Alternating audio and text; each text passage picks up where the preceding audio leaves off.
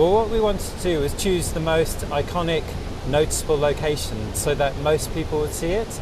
And it's all about sending a message to the politicians, the world leaders attending COP26, to say that we're really wanting them to take climate change seriously, and that the message here with the Lifeline, which spells out COP26, is that it really is a lifeline, and they really don't want to waste this opportunity to make real change and to act on climate change. A semi-submerged house with a figure sitting on the chimney, what does it mean? Well, there's, I suppose, two interpretations of it.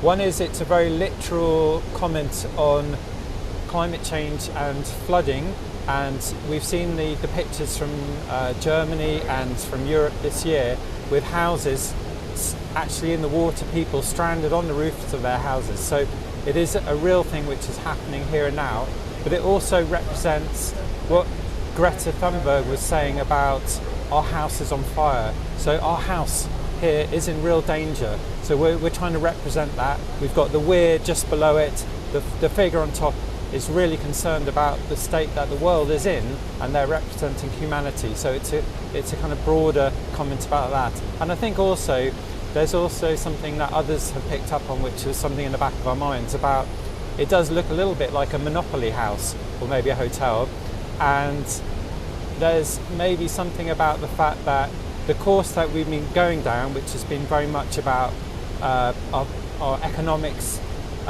making money and the kind of capitalism side, we need to change track.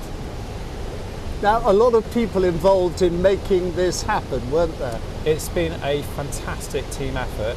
So Stride Treglown, we approached format engineers who've been amazing, and they do these sorts of things all around the world, and they're based on Walcott Street in Bath. So to have that sort of talent of designer involved in this project has been really fantastic. So we've had Anna Gillespie, we've had Fivefield Moss Carpentry, and a whole range of other organisations who've all wanted to get involved. They've helped pay for it, and they've given their time because they really believe in the whole message.